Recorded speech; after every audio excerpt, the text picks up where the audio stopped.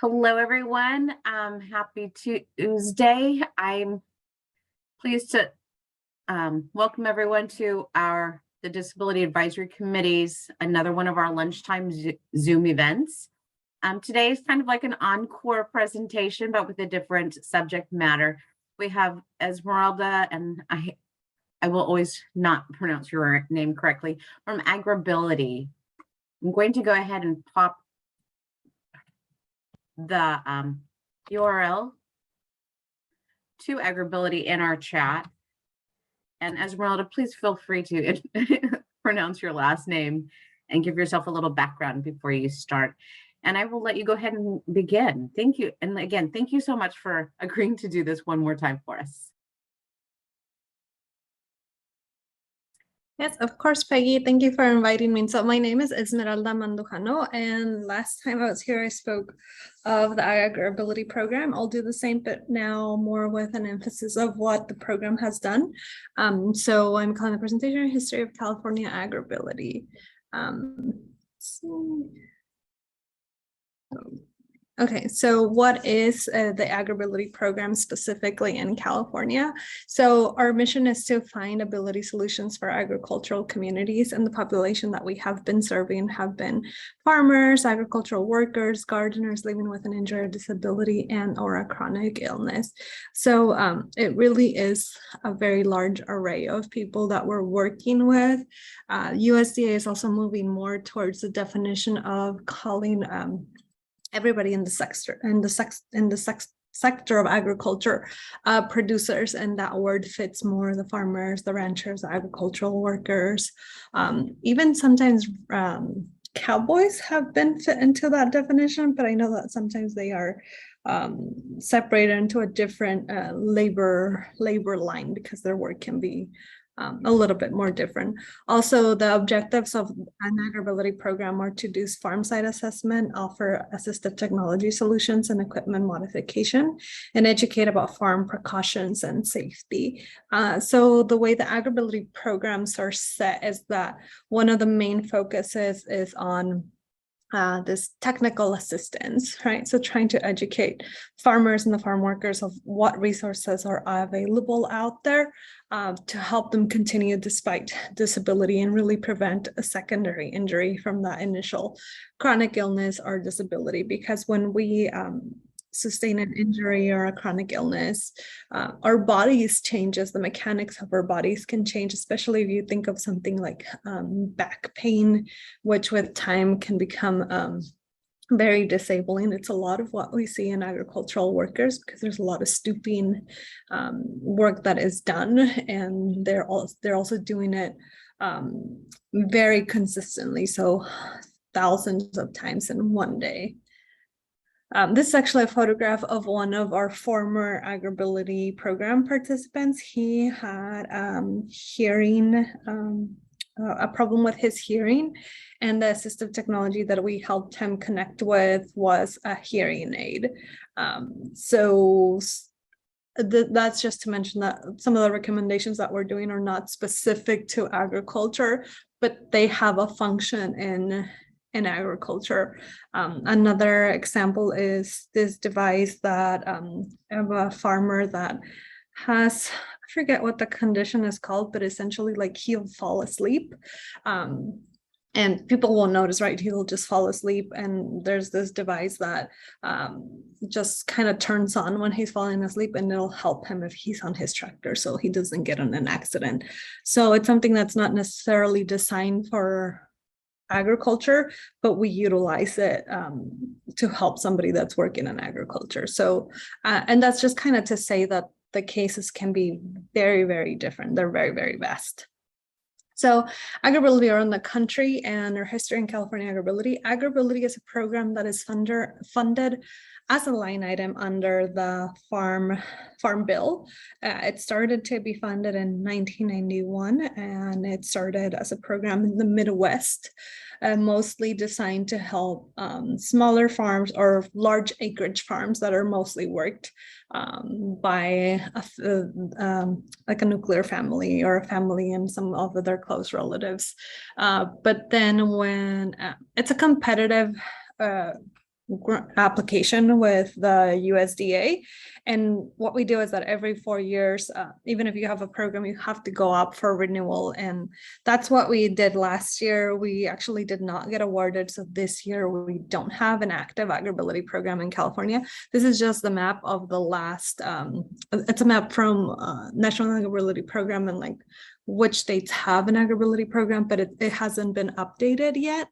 So from this map, California, Utah, and Kansas, I believe, no longer have a program, but some of the newer programs are Illinois, Florida, and South Carolina. So that's just kind of to say that the funding can change, and that's why we have this affiliate program. So right now in California AgrAbility, we are an affiliate program. So we're not providing as many direct services.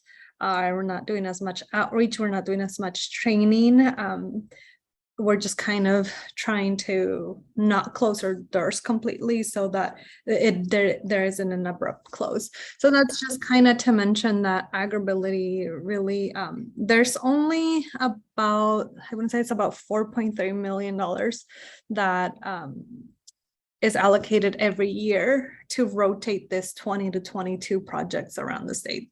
So at any given time, you can have a state that has an AgrAbility program and then it disappears for 1, 2, 3, or 4 years. So it's a very, very competitive program.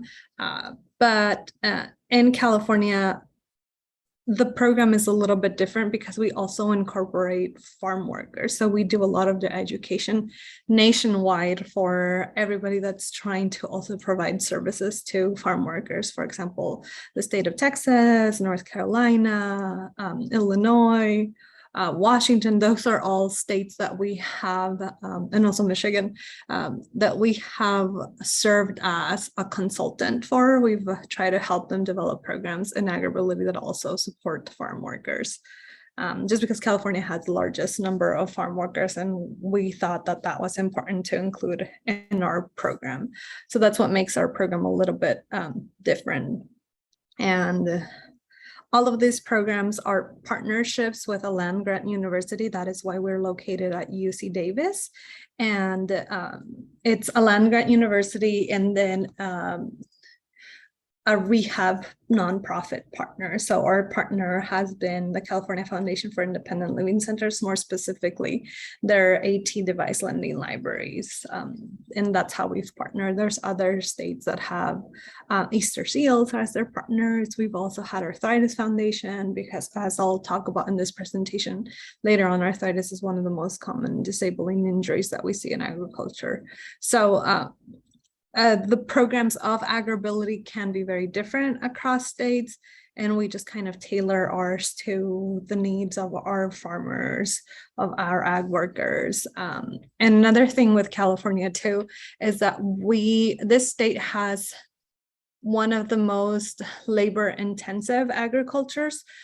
Just to give you an example, picking strawberries, which is done a lot in the Central Valley, in the Salinas Valley, in Monterey areas, is one of the jobs that is considered most labor intensive, because it's very hard, very skillful labor that is done. When farm workers are picking the strawberries, they're not just picking random strawberries, they're very selectively picking the ones that are ready to be harvested. And that's something that is very different in California agriculture, and why we also work with farm workers. So again, why do farmers and farm workers? Agriculture is one of the top 10 most hazardous industries in the US. And in 2015, 401 farmers and farm workers died from a work-related injury. So constantly, agriculture is one of these occupations that comes up as one of the most dangerous.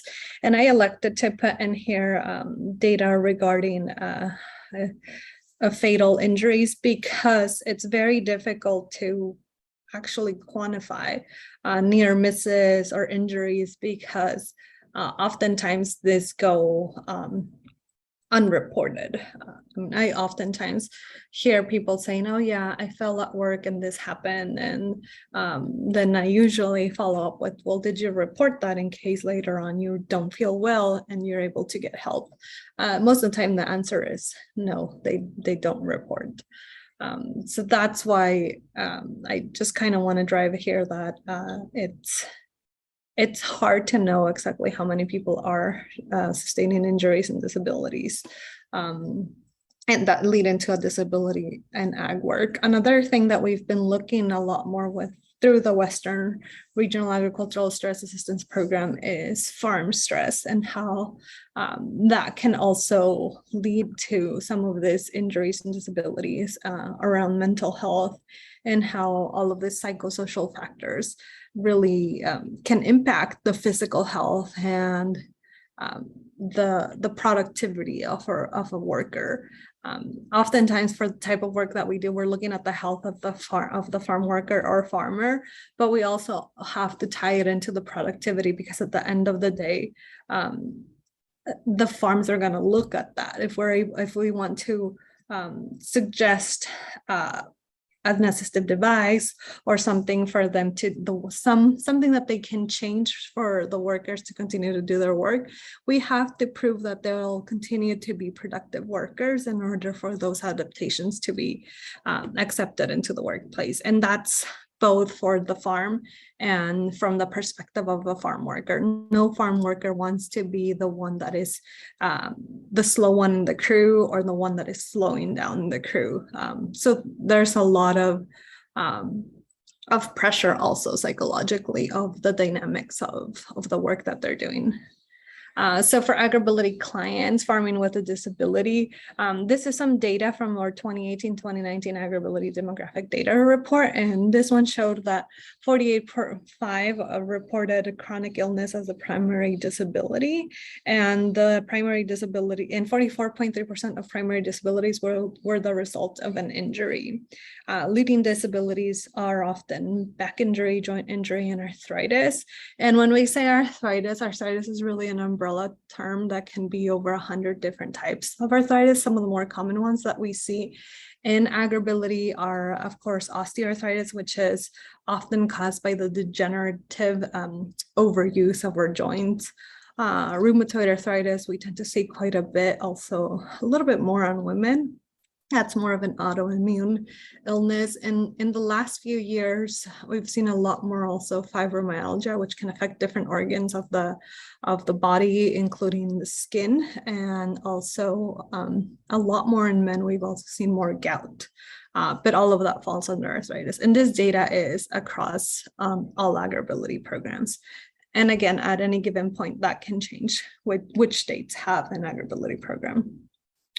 So something important for AgrAbility is that, I mean, we're still in October, which is Disability Awareness Month. The disability community is often known to have very low percentage of employment. It can be around 4%. According to the data that we have for AgrAbility, we see that 63.3% of AgrAbility clients report working full-time, and that's usually 30 to 52 weeks per year. So in AgrAbility, we see that a lot of the people that work in agriculture continue to work despite the disability, despite the chronic illness. And that can be a very, very challenging ground to be in, but we just know that they are very committed to continue to provide the food that feeds the country.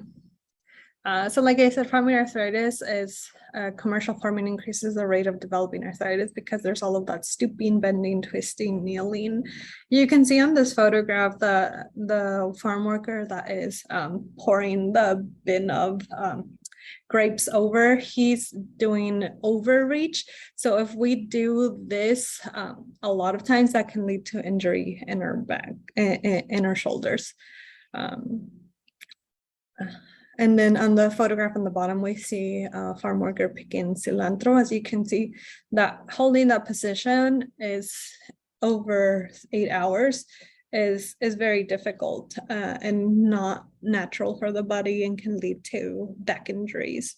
And also they do the movements very quick. Right here we have a still image, but if you see them actually picking, it's fast the way that they're picking, because oftentimes they're picking by the piece rate. And here we just see a hand with some signs of arthritis. So arthritis really affects 1/3 of all adult and farm ranch operators and workers, and the leading cause of disability. It is a leading cause of disability in AgrAbility clients nationwide. What we see is that routine tasks will become difficult to complete, and this is also why AgrAbility clients, we typically don't close a case, or we try to stay away from the word closing, because a lot of these are chronic conditions that whatever assistive device or whatever tool was helping them at one point may no longer work 2 or 3 years down the line. So we want to make sure that the cases remain open so that the farmers and the farm workers feel like they can reach back out to us and say, hey, I'm experiencing this. Can you come back out here and see if there's anything that you think might be able to help me? Also, many agricultural workers do not know that arthritis can be delayed and managed with simple changes in lifestyle and like even little assistive devices. I think one that we often do even around the home is just instead of doorknobs that you'd have to do this kind of movement, just using a handle or a lever. So how can the California AgrAbility programs or the AgrAbility programs help? The main thing in all AgrAbility programs is technical assistance and education. So we're often telling people there's these things that are available, or we're teaching them about ergonomics and how to move their bodies so that they don't hurt their body. So one of the main things that we do is we develop educational tools. We have some on arthritis in gardening, arthritis in agriculture. That could arthritis be what is causing my pain is an adaptation of the arthritis in agriculture booklet. But this one is done more for farm workers and like a comic style photonovela storyline that will make it easier for a farm worker to read. And we decided to go with this kind of option because in Latin America, especially in Mexico, cuentos, which are similar to like photonovelas, is something that were used widely to educate people on different topics. Then last year, no, not last year, no, I don't know, because of the pandemic, it's actually been 2 years now since we published Los 5 Pasos Saludables, or the 5 healthy steps. We also have this version in English, which is, we say for the prevention of diabetes, but it's also for the management of diabetes. And it's settled around a farm working family. So oftentimes I also utilize these educational tools as an assistive tool because some of these illnesses, it takes a lot of knowledge and learning about the chronic illness and the disability in order for people to know how to manage it and how to cohabitate with this illness. We never really call people diabetic or arthritic because we understand that that's just one thing about their lives. It does not necessarily define their lives. So the way that we approach some of these injuries or illnesses, we're also kind of sensitive when we're talking about it to people. So another thing that AgrAbility programs do, so we're not doing this in California right now because our program has stopped, but we tend to do what we do assessments. So we go out into the farm, we look at what is it that the farmer is doing, or the farm workers we often just would see mostly at their homes. Oftentimes they don't want us to follow them around the farm unless we have a relationship with the farm or the farm manager or the farm labor contractor, and we can follow them and kind of see what they're doing. Farm labor contractors are pretty big in California. I don't think as many other states utilize them, but essentially what a farm labor contractor does is that it's kind of the middleman between the farmer and the farm worker. They contract crews of farm workers to bring into the farms to pick, let's say, the tomatoes or apples or whatever it is that they need to harvest. So also developing relationships with them is important when we're trying to recommend assistive devices, or even things such as like maybe don't have this farm worker 8 hours on this one specific job, but switch him or switch some of the workers if you have different tasks for them to do. Some Some assistive solutions and modifications that we often recommend are the backhoe pruners. I usually include these because I feel like 25% of the time I'm recommending these. And essentially it's just a pruner that is ergonomically designed. It has different blade, some blades are smaller, some blades are bigger, depending on whatever the work is that they're pruning. Are they pruning a vine or are they pruning a tree?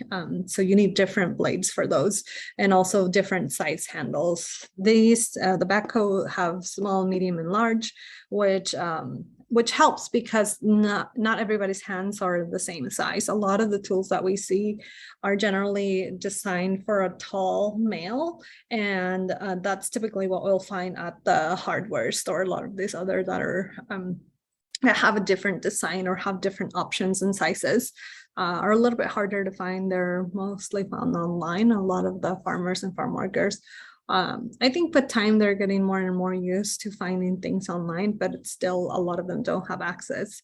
The next tool that you see on here is a shovel. And this is a shovel from the Her Shovel series. It's basically shovels that are designed for women. So they're a little bit smaller, lighter weight, and the ring at the top helps to lift the shovel out of the dirt. And then there's the garden kneeler, which helps to kneel, and also the handles help stand up. And that might not sound like it's something that would be utilized in a farm, but it often has been utilized in smaller family-owned farms with individuals that are living with arthritis. So like I said, because the AgrAbility programs are really mostly around assistive technology and mostly technical assistance. So technical assistance is basically just talking to somebody about X, Y, and Z and how to get them. We rely a lot on collaborations and partnerships and ability tools. We work with ability tools as our main partner, as our main rehab partner. And when I was doing a lot of this farm site assessments, I would recommend, well, there's this backhoe pruners that you can utilize. They might help you alleviate some of the pain, or just work better around your hands that are experiencing arthritic pains. But the backhoe pruner is just like the simple basic one blade is $50.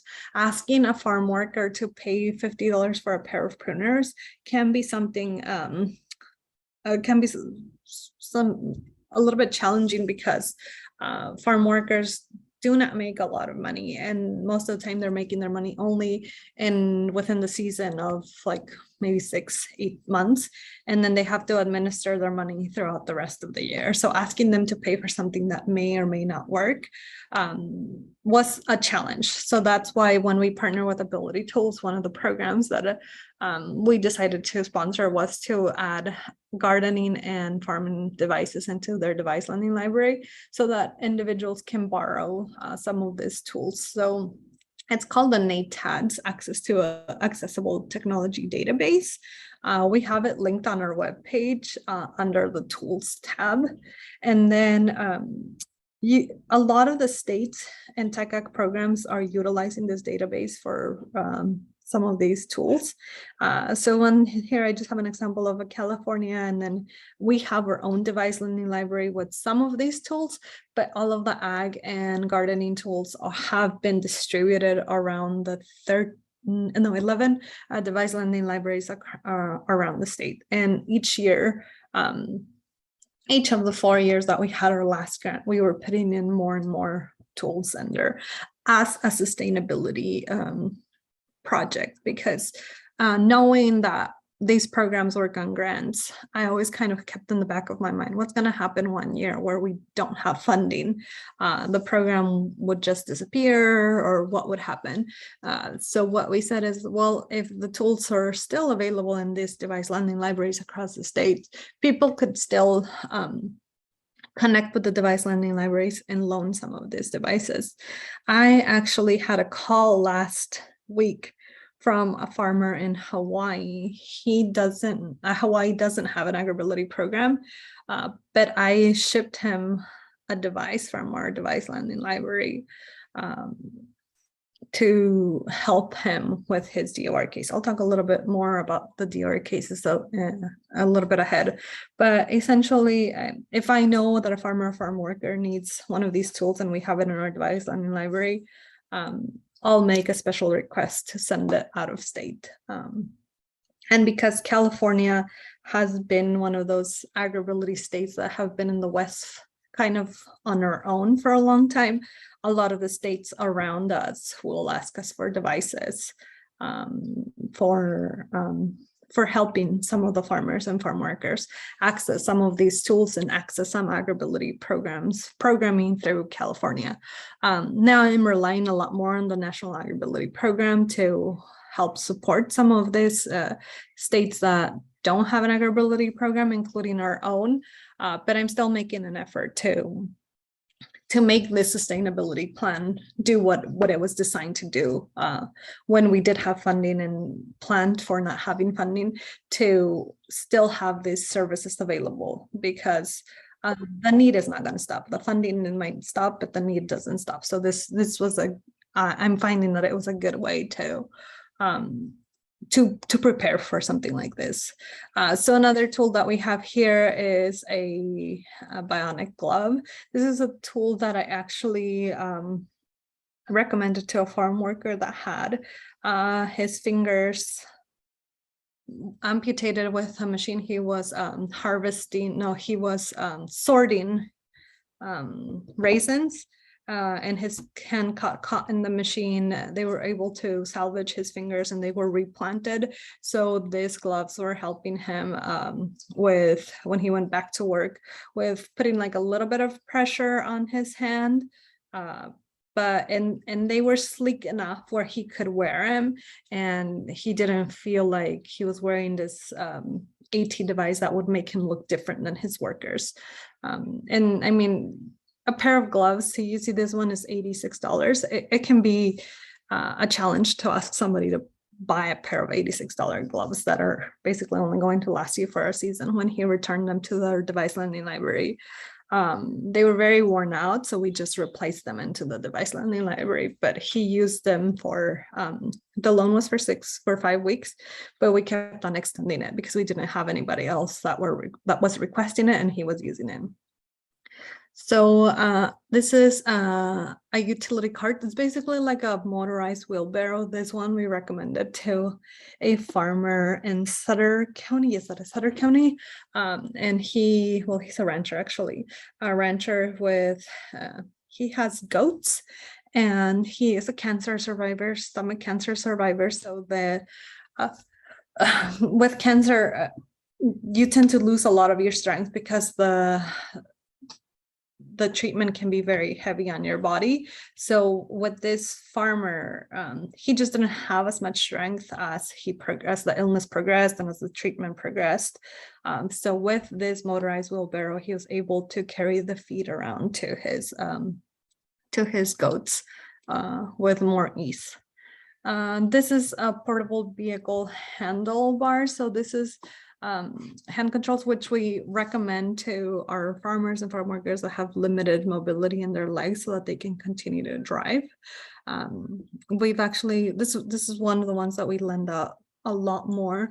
And we actually had a client with spina bifida, this was a number of years ago, and we recommended these, and with using this, he was able to get his license, and he was able to become independent, be able to drive and do things on his own instead of relying on somebody to send him to or drive him to different places. So we often look at collaborations as solutions, like I mentioned. So I talked a little bit about ability tools. Another organization that we work with a lot is the Department of Rehabilitation, because they have the ability and funding to pay for some assistive devices for people to retain employment. Sometimes the cases can be a little bit challenging because agriculture and self-employment is a little bit different than like working in an office, and I say a little bit different in terms of like proving that you'll continue to have income to keep somebody employed, especially for some of the smaller farms.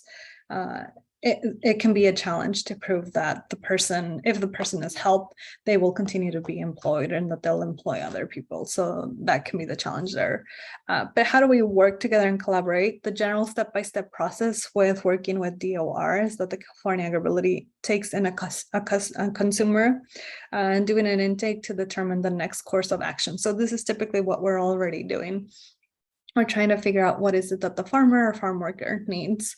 And then we do a farm side assessment, or we used to do farm side assessments, and we used to do job safety analysis to determine what the client needed. Then the client tried the assistive tool if it was available in the device lending library. And then at that point, we would refer to the Department of Rehabilitation to start a case with a counselor. And if you're not familiar with the Department of Rehabilitation, it's basically it's a state-funded program which helps Californians with disability to either train for or retain employment. So in that sense, we have the same missions. We want Californians with disabilities to continue to work in agriculture, but sometimes they need an assistive device that we can educate on, but we cannot fund it. We can sometimes provide it through the device lending library, but we're not able to fund it unless the farm worker is able to purchase it themselves, or if we're able to connect with DOR and have them fund the device for what it is. So we often inform DORs the necessary modification that are needed to help the farmer retain his job.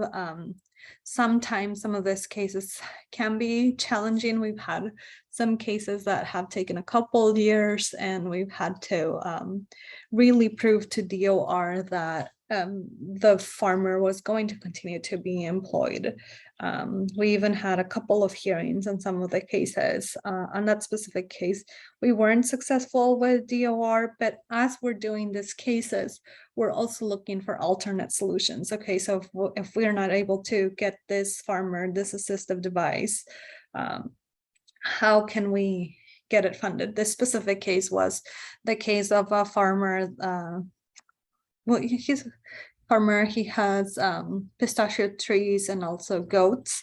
And one day he was driving his goats from one site to another, and something happened where he had to get off of his truck and fix the goats. And so he moved to the side of the road. And when he moved to the side of the road, he was hit. And from that accident, he had a leg amputated.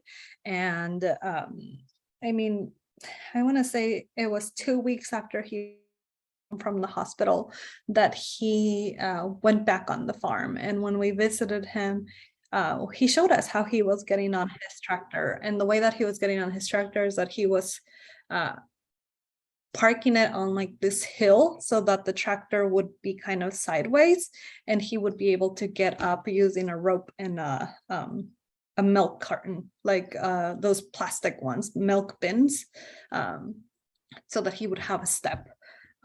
So we identified, I mean, first you have to congratulate the farmer on he's finding a way for him to be able to get onto the tractor and work, but it's extremely dangerous. It's dangerous if you don't have an injury. Imagine if you have a brand new prosthesis that you're barely getting used to.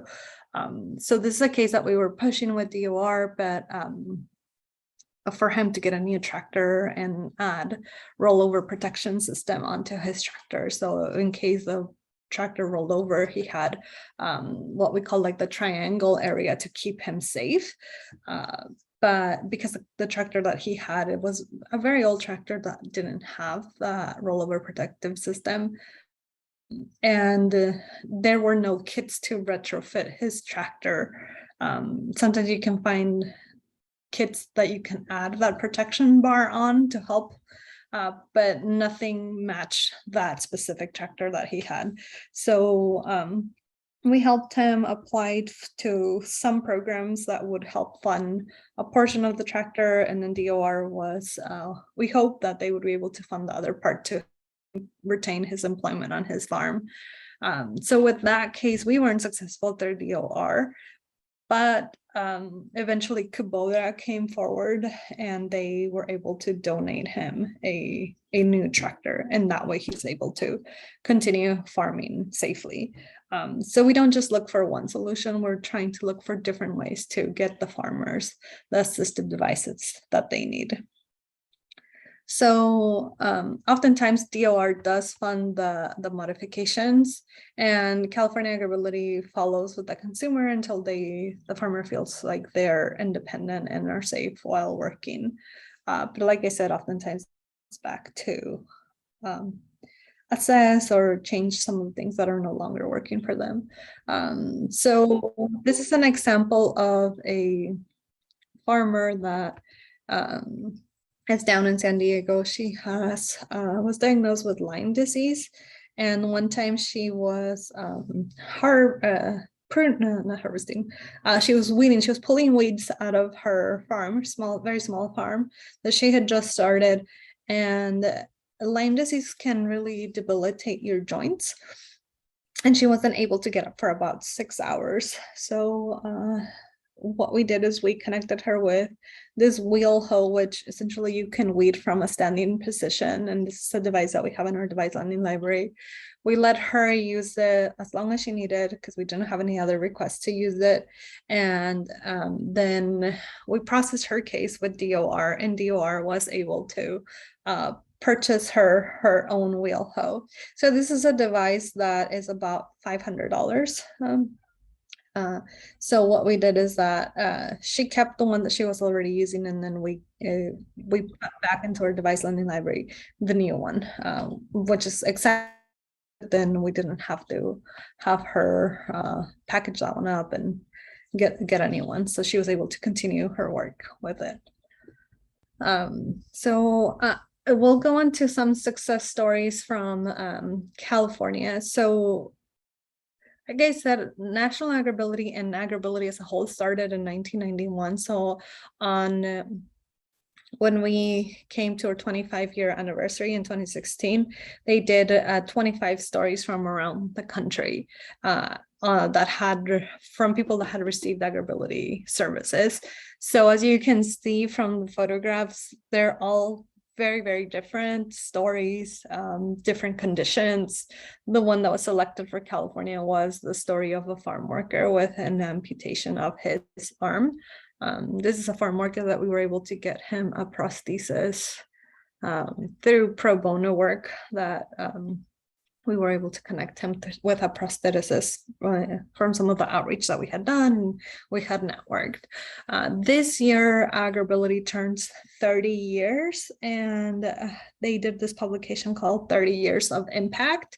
And on the 30 Years of Impact publication, they featured our work with farm workers, and more specifically, farm workers and the educational tools that we utilize, because although AgrAbility is really centered around assistive devices, we really believe that these educational tools are assistive devices for farm workers to understand some of these chronic conditions and how they can help themselves, how they can find the tools and the information to help them manage their illnesses and continue to work and live a healthy work and have a healthy life. So it's a lot of it is around raising awareness one step at a time. And this was something that we worked on with the Western Center for Agricultural Health and Safety and also Dignity Health. So whenever we're developing something, we make sure that to bring experts in the field so that we know that we're giving our farmers and our farm workers the best information possible. So the overall takeaway is that a disabled farmer will keep farming even if it is not safe, and it is really up to us to provide them the ability to work safely with modifications and education. And I'd also say, add on to this, a lot of collaboration, because a lot of these cases, farmers and farm workers are often turned away multiple times from clinics, service providers. And for us, it's very important to, if we can provide a service, that we at least provide what would like to refer to as a warm handoff. So I don't just provide the farmers and the farm workers a phone number. Here, go find this resource. I oftentimes, before I give him a resource, I try to call myself to give him to educate them on like what to expect. Or if it's a monolingual Spanish speaker, I'll often say, here, call this number and then dial 2. That will give you the Spanish option. So I often try to put myself as much as I can in their shoes so that I can troubleshoot some of the things that they'll come across. Because if they have come to us and they have asked us for help, it could be the last time that they ask for help because they have already asked for help elsewhere and they were turned away. So that's why for us at AgrAbility, it's very important to do follow-ups because we know that navigating the health system and really any kind of system can be very exhausting. And if somebody's stressed, if somebody's already ill, if somebody's trying to run a farm, it's a lot on somebody. So we really try to take care of our farmers and our farm workers as if they were our families. And this is why a big portion of what we do at AgrAbility is networking and collaborating with other organizations so that we're able to know, hey, I don't know, Peggy from CDFA is going to be able to connect them. It's a lot easier when you have somebody in mind than if you just have a phone number that you don't necessarily know who's going to pick up. So a little bit more on the overall takeaways that California state agencies, including the California Department of Food and Agriculture, Department of Rehab, the California Department of Public Health, CalOSHA, including also the University of California, California Foundation for Independent Living Centers, can also support producers. And again, that means farmers, ranchers, ag workers, and ag production workers to continue working despite disability or chronic illness. Oftentimes, organizations shy away from helping a farmer or farm worker because it can be a huge liability, right? Why would you have a farmer or farm worker that has an injury working in such a dangerous job? The reality is that they're going to continue to do it. But really, how can we help to minimize that risk and help them continue to live a life with dignity where they can earn a living through the skills that they have, which oftentimes farm labor is called low-skill labor. When I go out to do assessments, I often do side by side with the farmer and the farm worker, whatever work they're doing. Very high percentage of the time, I'm doing it wrong, and they'll tell me, no, you're picking a strawberry that's not ready. No, that tomato is not ready to pick, or you picked this one that's still a little bit under, or you're not feeding the rabbits fast enough, things like that. So it's very, very high skill labor. And I think that farmers, farm workers deserve the very best help that we can give to them. Also, another overall takeaway is that federal programs have their benefits and challenges. So AgrAbility is funded federally. It has benefits in that we can learn from other states how they're doing. And I think one of the big challenges with California is that California is a vastly different state. Whenever I work with other organizations and I start talking about, well, you have to take this factor in and this factor and this factor in, and California farming, it can be very different, right? The Central Valley farming can be very different from Central Coast farming. And then how big California is and how diverse and the different types of climates that we have and the drought. There's a lot of different factors that we in California are taking in. And sometimes when you're trying to explain this at a federal level or to other states, they'll just say, wow, it's very complex, the type of work that you guys are doing, because for us, when we work on farming, it's just like mid-sized Midwest, either corn or soy or cattle farming. Those are like kind of like the three that continue to come up. But with California, it's very different. So oftentimes when we're trying to justify even something like why we need this kind of funding, it's often not completely understood just because, again, we're so different when we're trying to explain this at a federal level.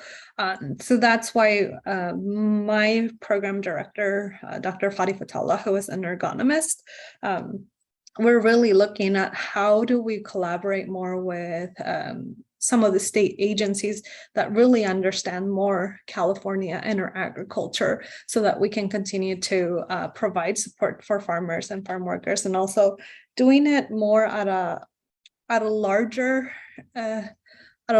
scale than we have been doing with the small federal program. So we're really seeing this time as an opportunity to really fit more the AgrAbility program into California agriculture. And another thing is that California, we really are a leader and contributor to AgrAbility, because AgrAbility with time has incorporated a lot more of servicing farm workers, and also servicing farmers that may not necessarily speak English. For example, Latino farmers in California, we have the Latino Farm Conference, we have the Black Farmers Conference, we have the Hmong Farmers Conference. So we have all of this diversity that that is often not seen in other states. Another thing that we are seeing, and we are talking about this also more in AgrAbility, is farmers who are aging. The average age of a farmer is 57 years old, and it's going up with each ag census. So we're looking at even aging farmers as another subsector of farmers that we need to reach out to. I did want to share with you some upcoming events that we are hosting. AgrAbility is hosting a regional training workshop. So basically what we do at this training workshops is that we train people on what AgrAbility is, how we do our assessments, and also this one has a special partnership with the RASA project, which is the Western Regional Agricultural Stress Assistance Program. I'm going to be doing a presentation on how we in California apply the concept of cultural humility to help either a farmer or farm worker, and really not relying on cultural competence, which can often leave some holes on the service that we provide to our farmers or farm workers. Is really kind of how to allow the farmers and the farm workers to give us the expertise that they have, so that we can help them and work with them as a team. So this event is going to take place on November 29th through December 1st in Reno, Nevada.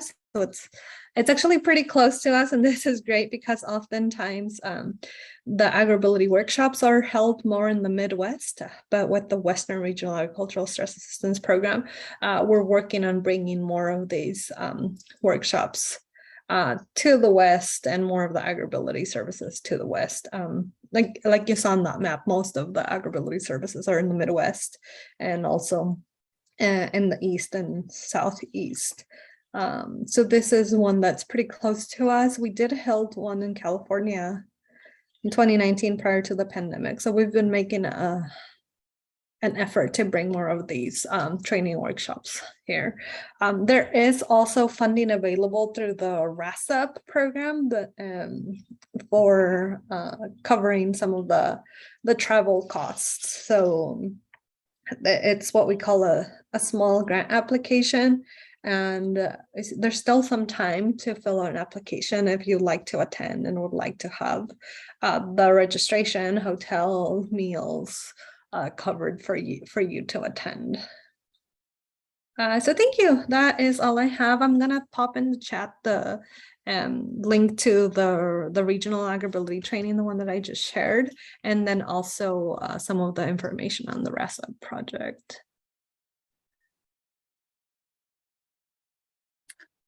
Thank you, Esmeralda. Are there any questions? Feel free to, if you have any questions, feel free to put it down into the chat or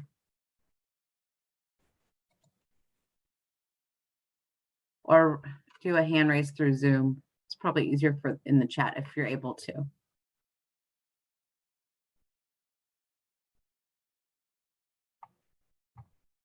And I do not see anything coming through for questions.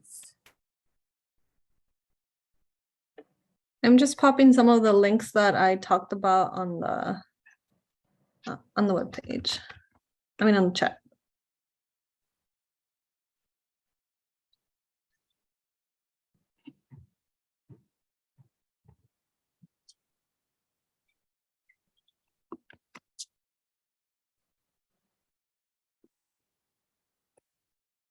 So I've just put in there the AgrAbility training events and the links to the in-person events that are coming up, and also the farmstress.us small grants program page on there. Thank you. Once again, any other question? If you have any questions, now is the time. We have just a few more minutes left.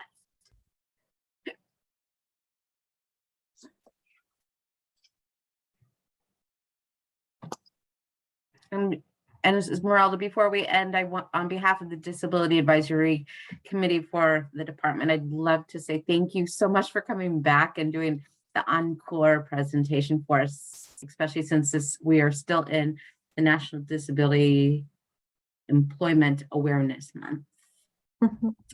Yeah, of course, October is always one of those months where we have a lot to talk about disability, so it's a good time to take the opportunity to talk about farming and disability. Thank you.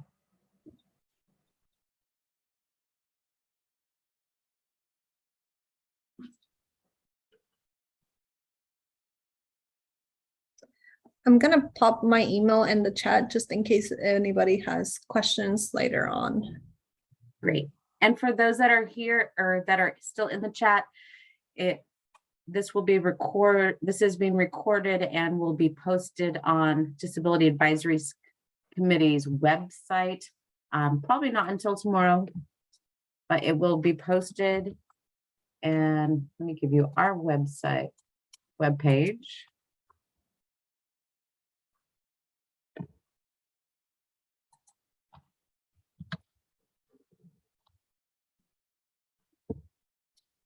So you can check out, you can share with coworkers that didn't make it. They can go and watch Esmeralda's presentation, hopefully tomorrow, on the Disability Advisory Committee's webpage.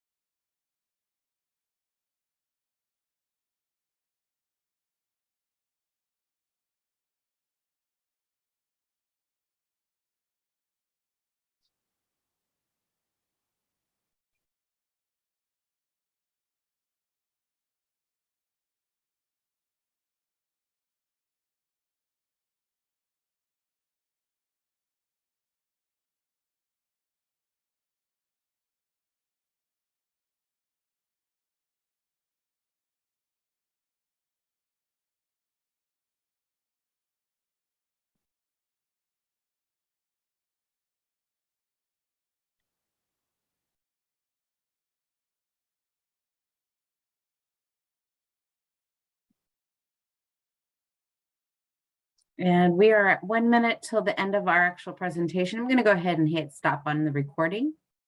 And thank you again. I won't close the room until almost all of us are out.